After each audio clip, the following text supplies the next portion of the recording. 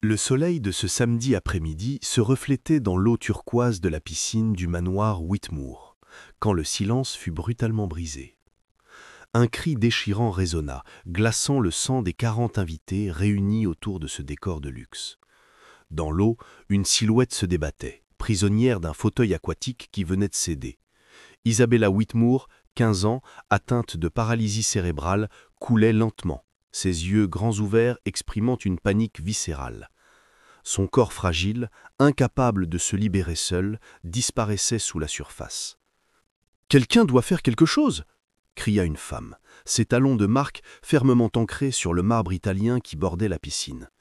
Mais personne ne bougeait. Les regards restaient figés, incrédules, paralysés par la peur et l'indifférence. C'est alors qu'un bruit retentit comme un coup de tonnerre, un plongeon. Tiago Santos, 17 ans, venait de fondre l'eau avec une détermination féroce. Fils de Carmen, la femme de ménage qui travaillait ici depuis plus de 12 ans, connaissait chaque recoin du manoir, chaque couloir, chaque pièce. Et surtout, il connaissait Isabella. Sans réfléchir, il nagea avec une énergie désespérée vers le fond, ses bras puissants transperçant l'eau claire. Chaque seconde semblait durer une éternité. Quand enfin il atteignit Isabella, son visage blême et ses lèvres tremblantes trahissaient déjà le manque d'oxygène. Tiago tira violemment sur le mécanisme bloqué du fauteuil, l'arrachant d'un geste instinctif. Ses poumons brûlaient, mais il ne céda pas. D'un effort colossal, il ramena Isabella à la surface. L'air jaillit dans ses poumons, dans un mélange de toux et de sanglots. Les invités reculèrent, horrifiés et fascinés, tandis que Tiago portait la jeune fille jusqu'au bord. Des mains hésitantes se tendirent enfin pour l'aider à sortir de l'eau. « Merci !» murmura Isabella, d'une voix brisée, accrochée au bras de son sauveur. Ses yeux humides reflétaient une gratitude pure, sans détour. Mais ce moment de grâce fut aussitôt brisé par une voix autoritaire, tonitruante, qui fondit la foule comme une lame. « Qu'est-ce que tu fais là, toi ?» Richard Whitmoor, le patriarche, écartait ses invités avec rage. Son visage empourpré vibrait de colère. Non pas d'avoir failli perdre sa fille, mais de voir un fils de domestique dans l'espace social réservé à l'élite. « Ta mère ne t'a jamais appris ta place ?» rugit-il, son doigt accusateur pointé vers le jeune homme encore trempé. Tiago, debout, dégoulinant d'eau, planta ses yeux dans ceux du milliardaire. Son regard n'était pas celui d'un adolescent effrayé, c'était celui de quelqu'un qui avait déjà affronté bien pire et qui savait exactement où il allait. « Papa, il m'a sauvé !» protesta Isabella, la voix tremblante. « Tais-toi, Isabella !» coupa Richard sèchement. « Et toi, gamin, tu regretteras d'avoir posé un pied ici. » Un silence lourd s'abattit, où l'on pouvait sentir battre les cœurs. Mais dans les yeux de Tiago, une étrange sérénité brillait déjà, celle d'un jeune homme qui venait de comprendre que ce sauvetage n'était que le début d'une guerre bien plus vaste. Si cette histoire de courage, d'injustice et de lutte vous touche déjà, abonnez-vous dès maintenant à la chaîne Derrière les apparences pour découvrir jusqu'où peut mener un simple acte de bravoure.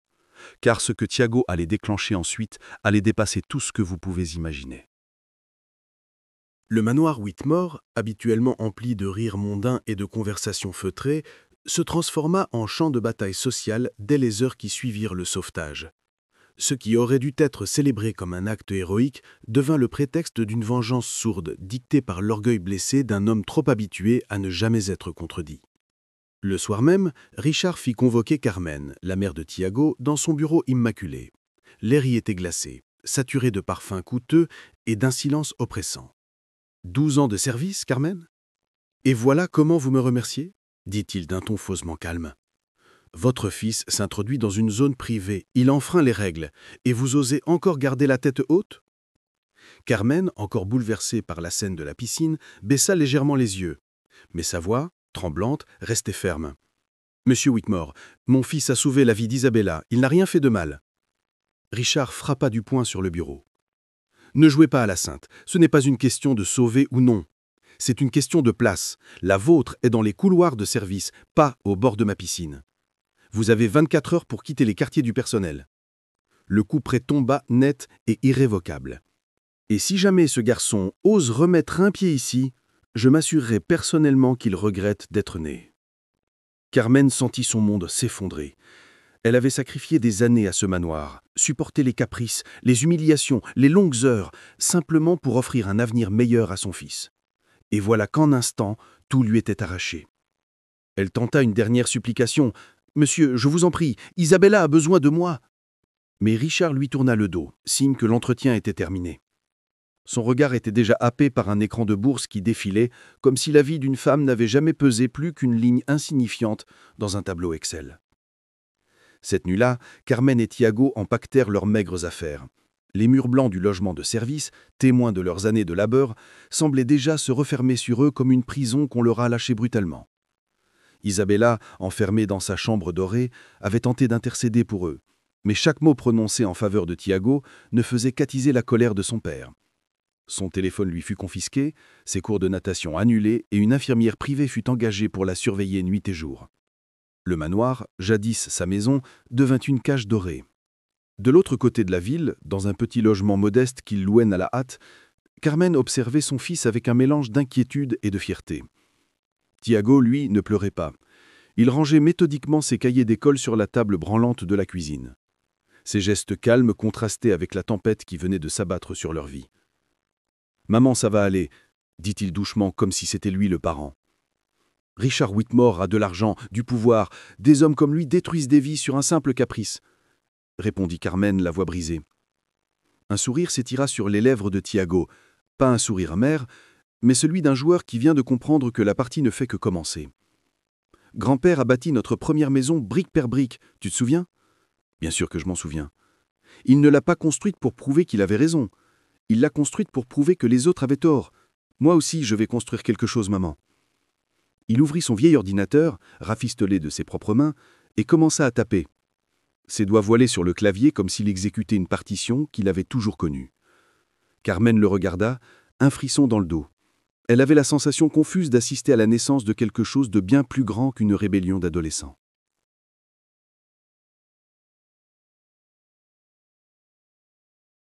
Dans leur modeste appartement, la nuit s'étirait, rythmée par le cliquetis effréné du clavier. 3 ordinateurs récupérés dans une décharge, rafistolés par ses soins, illuminaient la pièce d'une lueur bleutée. Les murs humides, le mobilier usé, tout disparaissait sous l'intensité de son regard concentré. Tiago Santos, à peine 17 ans, venait de se lancer dans une bataille invisible. Pas avec des poings, ni avec des cris, mais avec la seule arme qu'il avait toujours su manier mieux que quiconque, son intelligence. Carmen, épuisée, le trouva encore éveillé à 3 heures du matin. « Fils, tu dois dormir. Ton corps n'est pas une machine. »« Encore 15 minutes, maman. Je suis sur un point important. » Elle le regardait, les mains serrées contre son peignoir. L'expression de son fils n'était pas celle d'un adolescent révolté. C'était celle d'un stratège, d'un esprit qui voyait des connexions invisibles aux autres. Au fil des jours, Tiago explora des bases de données publiques, des archives judiciaires, des registres d'entreprises. Les noms, les chiffres, les dates défilaient, et dans son esprit, un puzzle commençait à prendre forme. Derrière l'image immaculée du magnat de l'immobilier Richard Whitmore se cachait un enchevêtrement de procès étouffés, de contrats gouvernementaux suspects, de sociétés écrans soigneusement dissimulées. Chaque découverte faisait briller les yeux de Tiago d'une intensité presque inquiétante. Il croit que je suis un gamin naïf, qu'un fils de femme de ménage ne peut pas comprendre son monde. Il se trompe. Ce qu'il cache, je vais l'exposer. Un après-midi à l'école, Tiago posa une question si pointue sur le droit des sociétés que sa professeure d'histoire contemporaine, Jeannette Morrison, fronça les sourcils. Ancienne journaliste d'investigation, elle reconnaissait ce regard, celui de quelqu'un qui cherchait des vérités enfouies. À la fin du cours, elle l'arrêta. « Tu enquêtes sur quelqu'un, n'est-ce pas ?» Tiago hésita, mais le ton franc de son enseignante inspira confiance. « Oui, madame, l'homme qui a détruit la vie de ma mère. » Jeannette parcourut rapidement les documents que Tiago avait imprimés. Son expérience de journaliste lui permettait d'évaluer la solidité d'une piste en un clin d'œil. Et ce qu'elle voyait devant elle l'impressionna. « Tiago, en une semaine, tu as rassemblé ce que d'autres mettraient des mois à compiler. Tu as un talent naturel. Mais tu dois être prudent. Ce terrain est dangereux. Les hommes comme Whitmore n'hésitent pas à écraser ceux qui s'opposent à lui. Tiago la fixa avec ce calme désarmant qui lui était propre. On ne peut détruire que ce qu'on voit. Moi, je décide de ce que je leur laisse voir. Jeannette sourit, pas d'un sourire compatissant, mais d'un respect sincère. Elle comprenait. Ce garçon n'était pas un adolescent ordinaire. Il était en train de devenir un enquêteur hors pair, mu par une cause plus grande que lui. Pendant ce temps, Isabella vivait enfermée dans son propre manoir, surveillée nuit et jour par une infirmière. Mais le destin plaça Rosa sur son chemin. Une femme douce, compatissante, incapable de supporter l'injustice qui régnait dans cette maison. Une nuit, Isabella supplia. « Rosa, s'il vous plaît, laissez-moi appeler Tiago, 5 minutes seulement. » L'infirmière céda. Le téléphone vibra et la voix d'Isabella étouffée par l'angoisse d'Ekmassa. « Tiago, il y a quelque chose que tu ignores. Mon père a un bureau secret au sous-sol. Tous les soirs, je l'entends parler à des hommes que je n'ai jamais vus. Et derrière le portrait de mon grand-père, il y a un coffre. » Tiago se figea. Ces mots s'emboîtaient parfaitement dans le puzzle qu'il construisait depuis des jours. « Merci, Isabella. Ce que tu viens de me dire, c'est la pièce manquante. » À cet instant, dans son appartement minuscule, entouré de ses écrans bricolés, Tiago eut la certitude qu'il venait de mettre le doigt sur la faille mortelle du colosse Richard Whitmore. Et il n'allait pas la lâcher.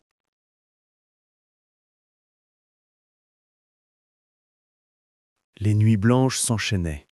Tiago, les yeux rougis par la fatigue mais illuminé par une détermination brûlante, continuait de tisser patiemment sa toile. Les bases de données publiques ne suffisaient plus. Il fallait un allié expérimenté, quelqu'un capable de donner une portée légale à ses découvertes. C'est Janet Morrison, sa professeure, qui fit le lien. « Tiago, je connais quelqu'un qui pourrait t'aider. Marcus Shun, un avocat spécialisé dans les droits civiques. Il travaille bénévolement pour des familles écrasées par le système. Tu dois le rencontrer. » Dans un petit bureau encombré de dossiers, Tiago exposa son travail à Marcus. L'avocat, la quarantaine, habitué aux injustices du quotidien, croyait avoir tout vu. Mais devant les preuves amassées par un adolescent de 17 ans, il resta bouche bée. « Tiago, tu réalises que tu as déjà ce que certains journalistes n'obtiennent jamais. »« Je n'ai que des pièces éparses, » répondit calmement le garçon. « Il faut les assembler. Il faut que le monde voie le tableau complet. » Marcus croisa les bras, impressionné. « Tu es un gamin, mais tu as l'instinct d'un stratège. Fais attention. Les hommes comme Whitmore, quand ils se sentent menacés, ne reculent devant rien. » Le sourire de Tiago se dessina, subtil, presque inquiétant. Ils ne peuvent détruire que ce qu'ils croient voir. Et moi, je ne leur montre que ce que je choisis. Pendant que Marcus commençait à consolider le dossier, Tiago découvrait un détail qui allait tout changer. Richard Whitmore, paranoïaque, avait exigé un accès à distance à toutes les caméras de son manoir. Un luxe technologique, mais aussi une faille béante. Tiago n'était pas un hacker de cinéma, mais un prodige de la débrouille. En quelques jours, il réussit à exploiter cette brèche. Et soudain, son écran s'illumina de la réalité brute, les caméras privées du manoir Whitmore défilaient sous ses yeux. Il voyait Isabella, prisonnière de sa chambre. Il voyait Richard, chaque soir, descendre dans son bureau secret, refermer la porte derrière lui et discuter à voix basse avec des hommes louches. Et surtout, il entendait. Les conversations étaient claires, brutales, compromettantes. Richard évoquait des menaces, des combines, des contrats truqués. Il se croyait invulnérable dans son sanctuaire. Tiago, lui, enregistrait tout. Grâce à Rosa, Isabella continuait à transmettre des détails à Tiago. Un soir, sa voix résonna à travers le téléphone. « Il parle de toi, Tiago. Mon père dit qu'il va t'écraser avant que tu ne deviennes un problème. » Tiago serra les poings. Son visage resta impassible, mais son regard se durcit. Alors il ne comprend toujours pas. Ce n'est pas moi qui vais être écrasé. C'est lui. Cette alliance improbable, un adolescent stratège, une professeure désabusée, un avocat militant et une jeune fille prisonnière de son propre manoir, était en train de bâtir un siège invisible contre un empire de béton, d'argent et de mensonges. Ce que Richard ignorait encore, c'est que sa chute avait déjà commencé et que son plus grand ennemi était le garçon qu'il avait méprisé comme le fils d'une domestique. Les jours devinrent des nuits, et les nuits devinrent des jours. Dans leur petit appartement, la table branlante de la cuisine s'était transformée en véritable quartier général. 3 ordinateurs bricolés tournaient en permanence. Des dossiers, des notes et des clés USB s'empilaient comme des munitions prêtes à être utilisées. Carmen observait son fils avec un mélange de fierté et de frayeur. Thiago n'était plus seulement un adolescent. Il ressemblait à un stratège de guerre, dessinant une carte invisible où chaque mouvement de Richard Whitmore devenait une pièce à placer. « Mon fils, tu me fais peur », murmura-t-elle une nuit en le voyant encore éveillé à l'aube. Thiago leva les yeux de son écran et esquissa ce sourire particulier, calme, mais chargé d'une intensité presque surnaturelle. « Maman, il croit que je cherche la revanche. Mais ce que je construis, ce n'est pas une vengeance. C'est une vérité qui ne pourra plus jamais être enterrée. » Chaque nouvel enregistrement, chaque document trouvé, devenait une pièce de plus dans un puzzle colossal. Les conversations privées de Richard révélant son mépris pour les faibles, des contrats truqués liant son entreprise à des politiciens corrompus, des sociétés écrans blanchissant des millions sous le couvert de projets immobiliers. Thiago répertoriait tout. Les preuves n'étaient plus de simples indices, c'était une bombe prête à exploser. Janet, sa professeure, passa au soir chez eux. Elle parcourut les dossiers, incrédule. « Thiago, ce que tu tiens entre tes mains, c'est de quoi faire trembler tout un empire. Mais si tu fais une seule erreur, il t'écrasera sans pitié. » « Alors je ne ferai pas d'erreur, » répondit-il simplement, les yeux rivés sur ses écrans. De son côté, Richard, ignorant le piège qui se refermait, multipliait les excès d'arrogance. Il engagea une société de sécurité privée pour surveiller la famille Santos, persuadé qu'il chercherait à se venger de façon primitive.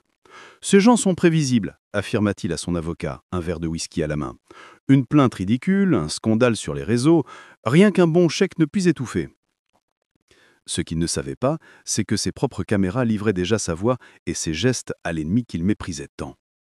Une nuit, Isabella, confinée dans sa chambre dorée, contacta Thiago, grâce au téléphone de Rosa. Sa voix tremblait d'émotion. « Thiago, j'en ne peux plus. Il me traite comme une prisonnière. Mais je veux que tu saches, je t'aiderai, peu importe le prix. » Thiago se pencha vers son téléphone, la voix grave et calme. « Tu es déjà plus forte que lui, Isabella. Et bientôt, tout le monde le saura. » 2 semaines après leur expulsion, Thiago avait rassemblé assez de preuves pour remplir un dossier capable de pulvériser la réputation de Whitmore.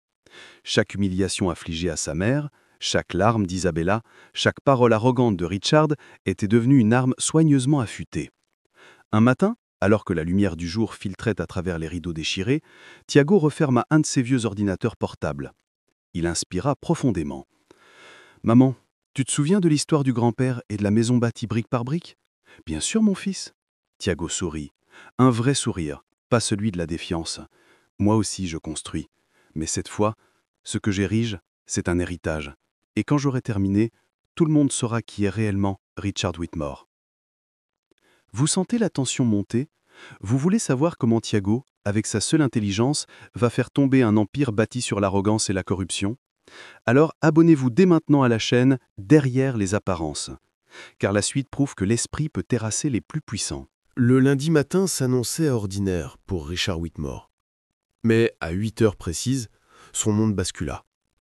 Son téléphone vibrait son répit, 53 appels manqués, une avalanche de messages.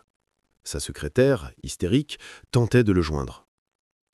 Les bureaux de Whitmore Holding étaient encerclés par une nuée de journalistes et les portails du manoir restaient fermés, assiégés par des caméras et des micros tendus. « Que se passe-t-il, bon sang ?» hurla Richard, jetant son téléphone sur son bureau de verre. Son avocat, Harrison Wells, entra précipitamment, le visage blême. Il referma la porte, enclencha le dispositif d'insonorisation et posa un dossier sur la table. « Richard, quelqu'un a tout divulgué. Et quand je dis tout, je parle de tout. » Il ouvrit son ordinateur portable. Les unes des journaux s'affichaient en cascade. Le magnat de l'immobilier accusé de blanchiment d'argent grâce à un réseau de sociétés écrans. Contrats frauduleux, des millions détournés par Whitmore Holding. Enregistrement secret, menaces et intimidations révélées. Richard sentit la sueur perler à sa nuque. Ses mains tremblaient en consultant frénétiquement les pages. Impossible, balbutia-t-il. Mes conversations, mon bureau secret, personne n'y a accès. Wells leva les yeux graves. Richard, quelqu'un a tout divulgué, et quand je dis tout, je parle de tout. Il ouvrit son ordinateur portable. Les unes des journaux s'affichaient en cascade. Le magnat de l'immobilier accusé de blanchiment d'argent grâce à un réseau de sociétés écrans. Contrat frauduleux, des millions détournés par Whitmore Holding. Enregistrement secret, menaces et intimidations révélées. Richard sentit la sueur perler à sa nuque. Ses mains tremblaient en consultant frénétiquement les pages. « Impossible, balbutia-t-il. Mes conversations, mon bureau secret, personne n'y a accès. » Wells leva les yeux, grave. « Richard, ils ont les enregistrements audio de ton sous-sol, Richard. Des preuves où tu parles d'écraser la famille Santos, des discussions sur tes combines. Et ce n'est pas tout. » Il tourna l'écran vers lui. Un email s'affichait dessus. Envoyé à l'adresse personnelle de Richard. L'expéditeur, investigate.ko2whitmore@gmail.com. Le contenu, Monsieur Whitmore, depuis 6 semaines, j'ai méthodiquement documenté vos crimes, vos sociétés écrans, vos contrats frauduleux, vos menaces contre ma famille et votre négligence envers Isabella. Vous disiez que des gens comme moi étaient prévisibles. Vous aviez raison, j'ai prévu chacun de vos gestes. La différence entre nous est simple. Vous utilisez votre pouvoir pour détruire, moi j'utilise mon intelligence pour protéger et révéler. Les autorités fédérales ont déjà reçu l'intégralité du dossier. Vos comptes sont gelés depuis 20 minutes. Thiago Santos, le garçon que vous avez sous-estimé. Richard relut le message 3 fois. Sa gorge se serra. Un adolescent de 17 ans venait de réduire en cendres un empire bâti sur des décennies d'arrogance. Le téléphone sonna de nouveau, où Elsa décrocha. Une voix féminine résonna dans le haut-parleur. « Ici l'agent spécial Victoria Torres, FBI. Nous avons un mandat de perquisition pour vos propriétés et bureaux. Veuillez vous présenter immédiatement pour répondre aux accusations de fraude, blanchiment et intimidation de témoins. » Richard sentit le sol se dérober sous lui. « Non, non, ce n'est pas possible. » Son avocat se pencha à livide. « Richard, ils ont même une vidéo. La conversation du jour où tu as licencié Carmen. Tout est enregistré. » Ce qu'il ignorait, c'est que Thiago avait orchestré cette capture grâce à Isabella. Rosa avait laissé son téléphone en appel ouvert, enregistrant toute la scène. Pendant ce temps, au manoir, des agents fédéraux pénétraient dans les salons autrefois fastueux.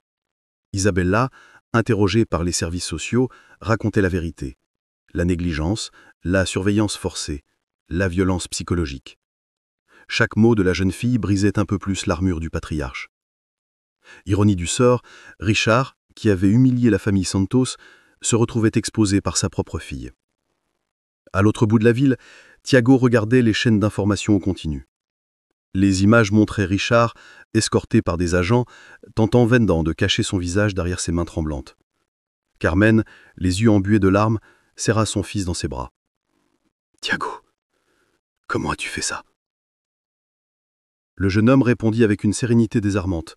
« Maman, tu m'as toujours dit que l'éducation est une arme que personne ne peut nous enlever. » Richard a oublié que l'intelligence n'a ni couleur, ni classe sociale, ni adresse.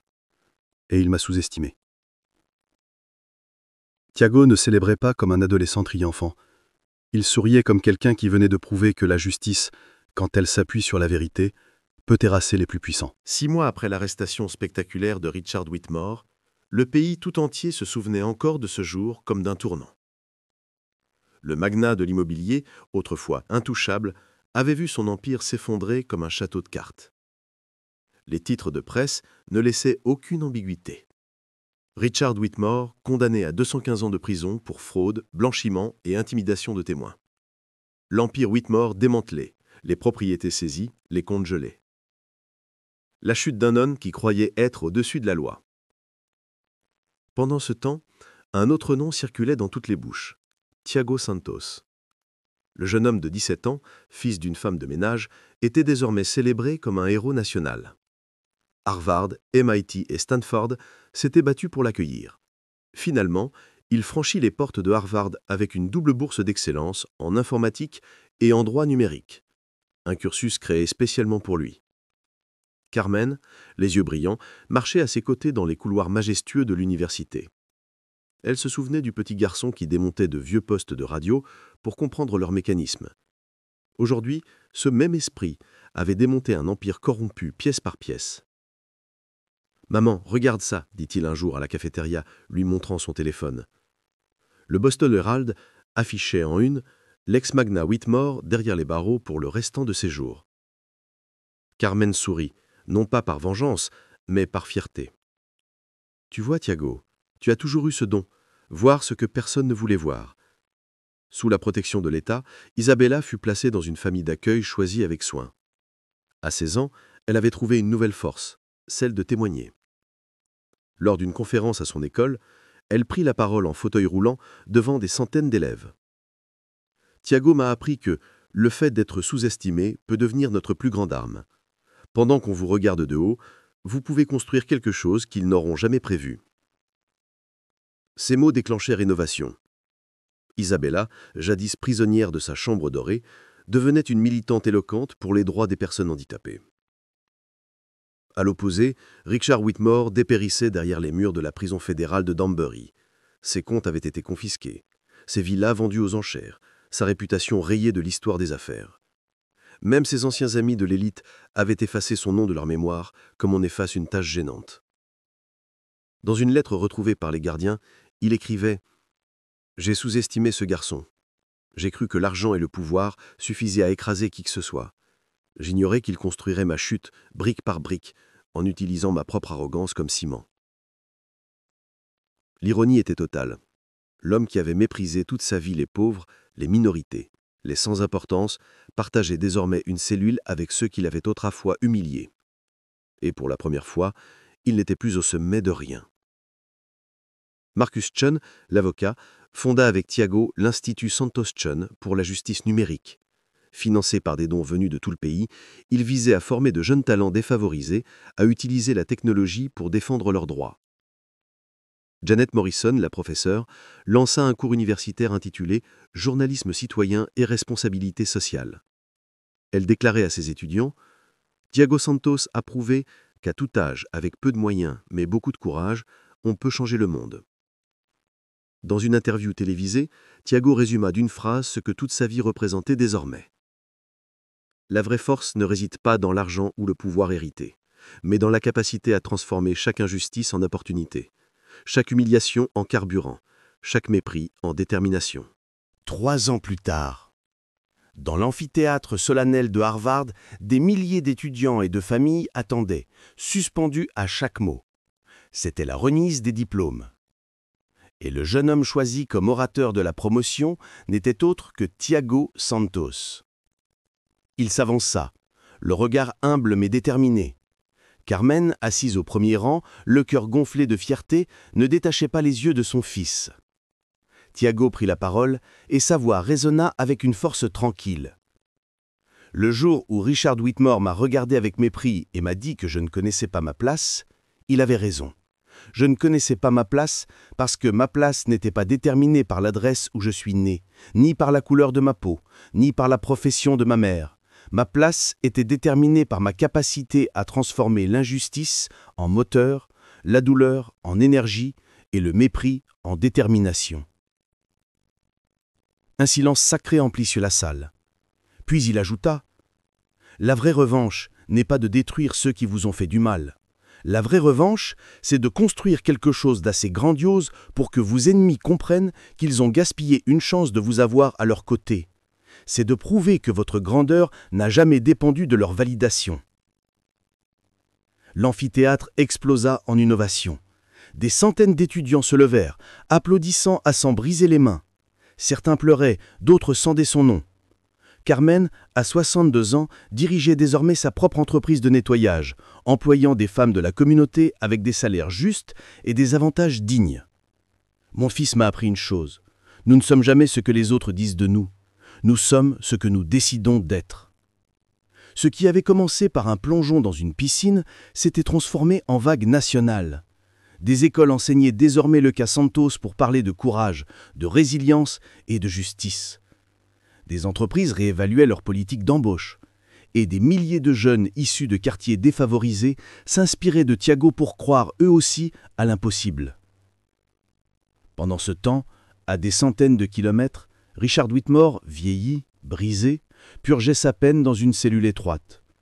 Son nom, jadis symbole de puissance, n'évoquait plus qu'une leçon amère. L'arrogance détruit toujours celui qui la pratique.